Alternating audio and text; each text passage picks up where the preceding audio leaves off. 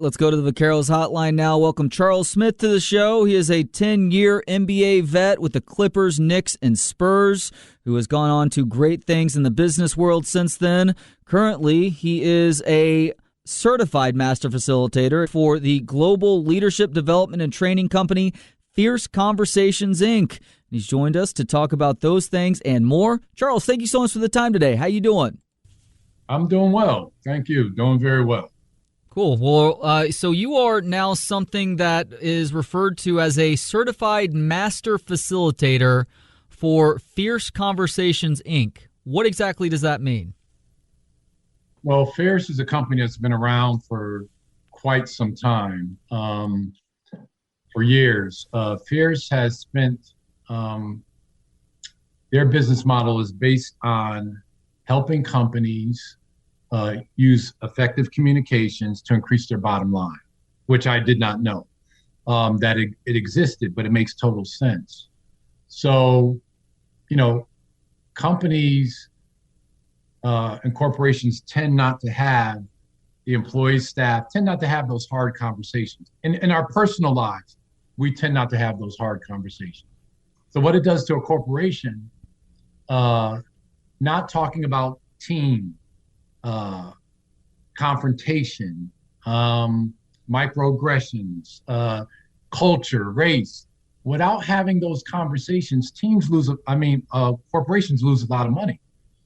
And for example, if you're with a group, an executive and an employer not having the greatest relationship and they avoid the conversations, you're destined for a negative result.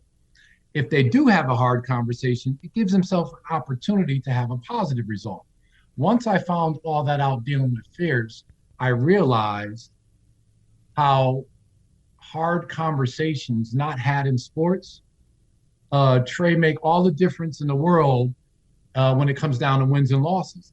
I started to think about all the hard conversations I didn't have with Pat Riley, Greg Popovich, Larry Brown, my teammates, David Robinson, Patrick Ewing, etc. When you don't have them, it leaves it up to yourself and you create a negative output, right? And I've seen, and I look back on the history of my career, Clippers, Knicks, Spurs, it was the difference between wins and losses. International players on the team, you don't have those hard conversations with them on culture. You're going out and playing with somebody and you're not really connected, So Fierce has done that with corporations for a while.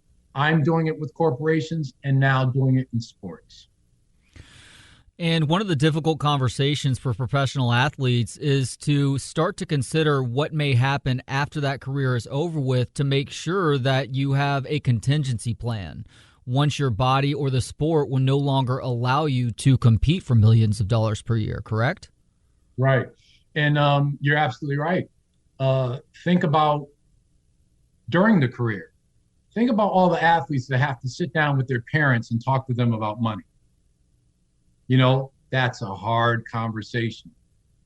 Think about all of the people in their lives that when they were younger, 17, 18, being recruited and somebody saying, you're like a son to me. You're like a brother, your family. Terms of endearment that kind of locks you in emotionally, but they're doing wrong things with your finances and everything. And you got to have that hard conversation. You need those tools. When your career is over, like you said, Trey, you need to have hard conversations with your wife.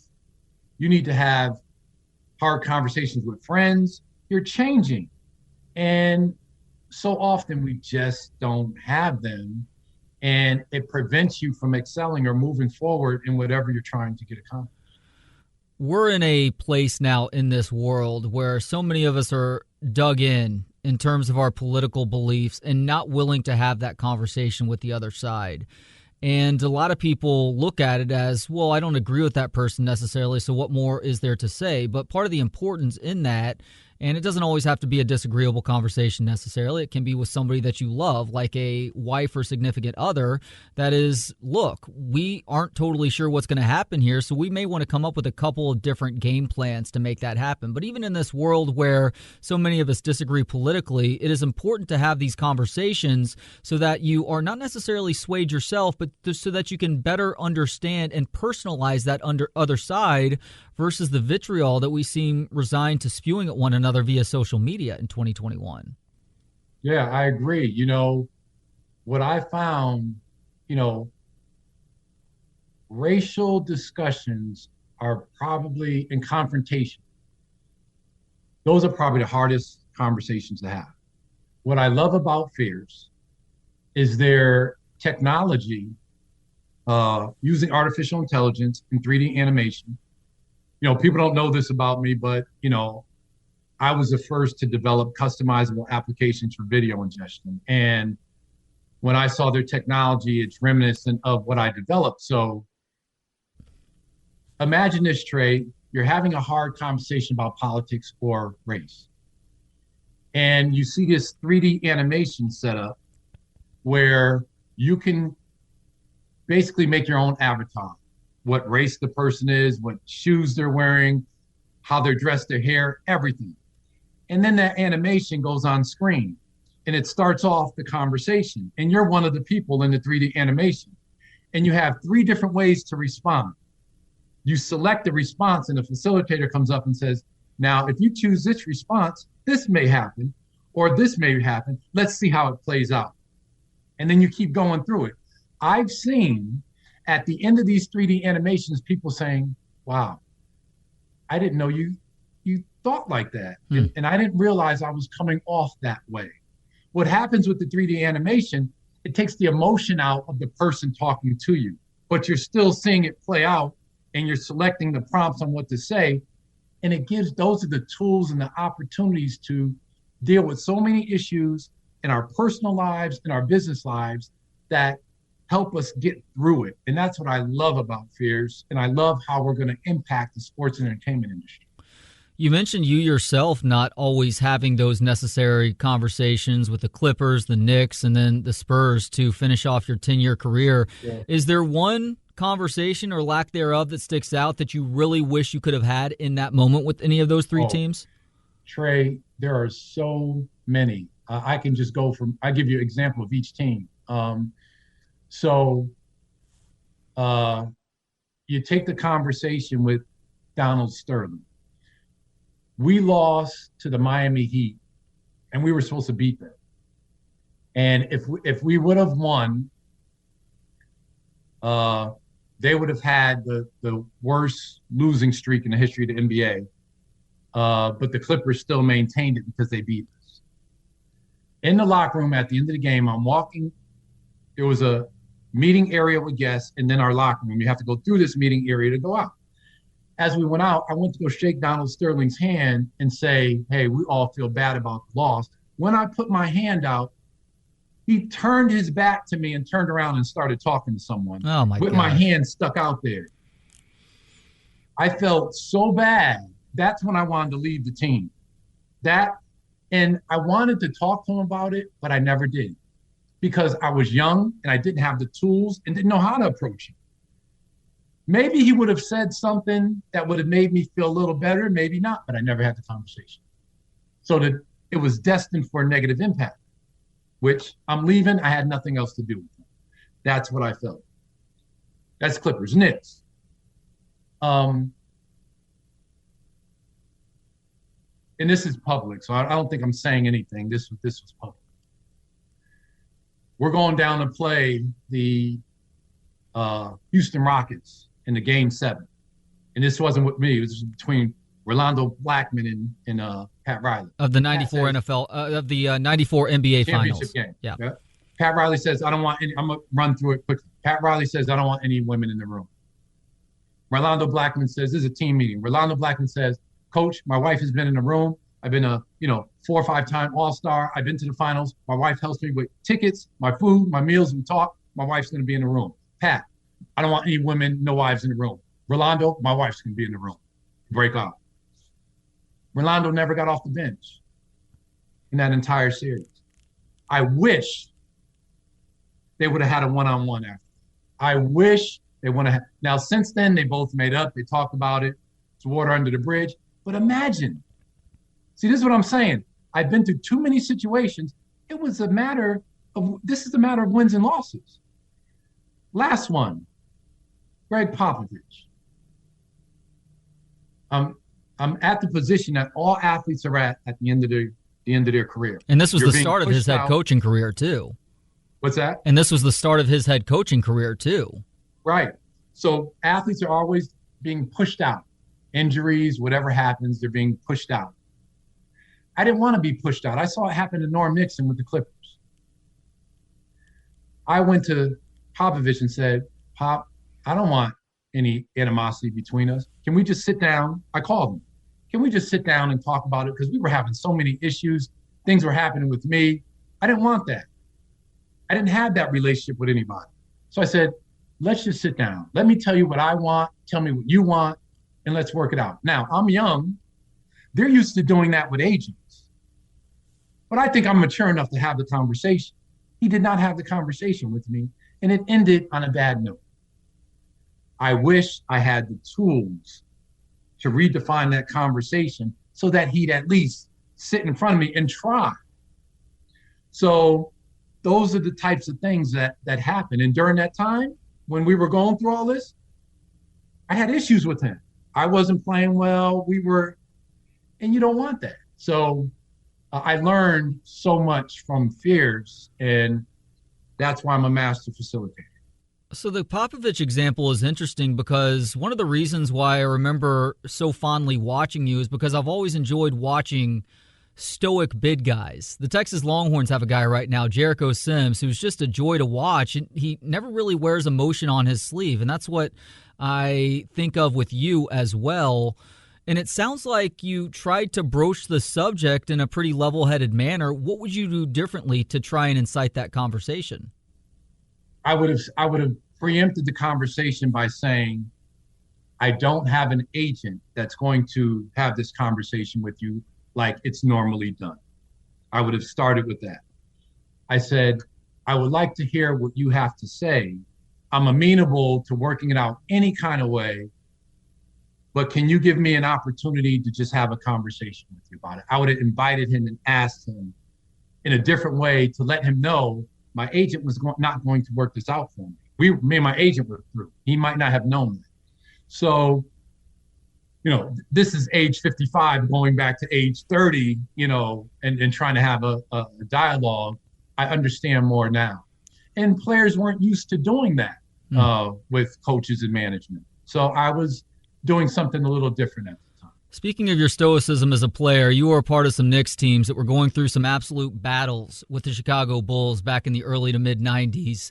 And, of course, we got to relive those days with the Last Dance documentary this last summer. Did you have a chance to watch through all those episodes? And if so, what did you think about that series? You know what? I did not. I was transitioning. I was head of sports and entertainment at Mediacom, and I was kind of transitioning into my new position, and I had some offers. I was weighing it. I was, trying to make money, do consulting. I actually did not. I got calls and people were talking to me about it. I had a thought process that I would watch it later, and I just didn't get around to it. But I have an idea of what it was like and how it was. I talked to enough people about it. Okay, that's fair. So as a guy who I am going to continue to call stoic, as somebody who didn't get too emotional one way or the other on the court, what is the happiest you've ever been on a basketball court? That can be professionally, it can be amateur, whenever. What's the happiest you've ever been as a basketball player? My sophomore year of high school. I felt that was my coming out party.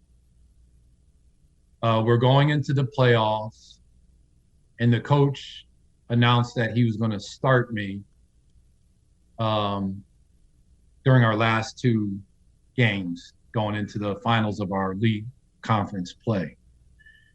And this was a change that took place in me permanently. I was so pumped up in the locker room before we came out to play. I pumped myself up. I'm like, this is it. I didn't care what I looked like. I didn't care how I played. My mind was based on just playing as hard as I can, nonstop. Whatever happened, happened. I did not care. I led the team in scoring as a sophomore in that game, and we won. And that was and I came home and my mother said, "Wow, you really played tonight." I was like, "Yeah." And from that point on, it changed my mindset on how to approach a game and not care and just go play. So that was probably the happiest time that I can remember that was transformative for me. It's so funny how many of those moments go back to like the high school level where it is truly the love of the game. You're not getting paid anything. It's all about how much you want to be better as a basketball player. Now, what about the most upset you've ever been on the court? It was definitely with the Clippers. People don't know this story about me, and I'll share it. I came off the Olympics, college, high school, always won, always a winner. We were losing nonstop with the Clippers. So all I would do is try to impose my will, practice harder, watch more film, and just grind it out. And it would change. Talk to my teammates. Nothing. I became so stressed out. I had what was called alopecia areata. Back then, you could wear a high top fade, right? So I just had a haircut with just the top of my hair high, but my hair had fallen out all around the sides, but nobody knew. I started losing weight. I couldn't eat. Luckily, I let a 10-day contract guy stay with me for his last 10 days because he didn't have money. It was Eric White. He found me in my bathroom, nothing coming up but stomach bile, sweating profusely. My face is laying on the toilet. He's like, "What is wrong?" I said, "I don't know." Went to the hospital, eight IVs of fluid, called the NBA Players Union. I don't know what's wrong with me. I'm sick. Got a psychiatrist for 8 sessions. After the 4th session, I said, I get it. I needed to do something outside of basketball. I needed to have a life outside of basketball. I needed to socialize. I needed to have friends. I was just like all basketball. And that changed me. I was so mad that the players were clowning around in games that we should have won that I just couldn't do anything about it. And it really tore me apart. And, I was pissed off at a lot of guys all the time to the point where I was alienating myself from the team. And so that was a tough time. But I see how people would go into drugs and alcohol and medicate problems. I didn't do that, but that gave me empathy for other players that went through trials like that. Last basketball-related question, Charles. You referenced the NBA Finals versus the Houston Rockets in 1994. One of the most famous moments in pop culture and all of us being glued to our televisions happened during Game 5 of that series. I still specifically remember the house that I was in. I think I was only at this place once or twice in my entire life, in the DFW area, watching the chase happening in Los Angeles between O.J. Simpson, Al Cowlings obviously driving the car, and LAPD. When did you guys actually hear that was going on? Was it during the game or maybe after? No, they put it up on the screen. It was on the screen during the game. Wow. We were looking up. How distracting was that as you were trying to win a basketball game? Well, they only put it up for a little while, and they did it during the timeout. Okay. So they didn't stop the game for it at all. But I looked up, and I just kind of glanced, but I didn't pay any attention to it because we're in a game. And I just kind of moved on. After the game, I was like, "Oh, that's what that was," But yeah, that was a moment in time. Did you have to shake your head when you heard your former teammate Patrick Ewing, as his Georgetown team was going on to win the Big East championship last week, mention that he was having to explain who he was at Madison Square Garden during the Big East tournament? Yeah, I mean, I have a more of a personal reference to that, because when I saw the interview with Patrick saying that, I've experienced that. Spike Lee has experienced that. So I'm going to say, because I was always going to Knicks games, there's been a turnover in 1 year in 3 times with security. 3 security details in 1 year at Madison Square Garden. So the head guy that I knew, when he was gone, I'm going into the Garden. I had to stay outside because my tickets were wrong. They wouldn't let me go upstairs, and I had to stand by the elevator for about 15 minutes waiting for that security guy to get a call back to say, let him go up. So in defense to the Garden, they had 3 security details. So I knew what Patrick was talking about. Still shouldn't happen, but I did it. But I was so proud for many reasons on him winning the championship and the title, because they always say big men can't coach. Right? They always say Hall of Famers and superstars can't coach. It's true. They do say that. And I understand why. Why did Isaiah Thomas, Larry Bird, Bill Russell, why did they all fail at becoming coaches? And there's a reason for that, another conversation. But I felt so good for him, and I knew his joy, because he knew the stack was against him. So that was awesome that he won. I felt his joy. I was really happy. And last thing, Charles, we obviously started out by talking about your new role at Fierce Competitions. For anybody who's interested in learning more, or perhaps apply this business-wise or in life, is there some places they can go to read or learn more information? Sure. Well, it's fierceinc.com. And if anybody wanted to reach me, I'm on Twitter and I'm on LinkedIn under Charles D. Smith. But yeah, that's the best way to contact me. And like I said, it's transformed my life, my personal life and business life, being able to have and understand effective communication. Charles Smith is a 10-year MBA vet who has transitioned nicely into the business world. He's done so much since his pro career ended, and currently he is putting his efforts towards Master Business Facilitator at Fierce Corporation, Inc. Again, you can go to fierceinc.com to find out more, or hit him up on Twitter. Charles, it's been a pleasure getting to speak with you today, man. Thank you so much for this, and best of luck with these business and future endeavors for that matter. Thank you, Trey. Thanks for having me. It's awesome.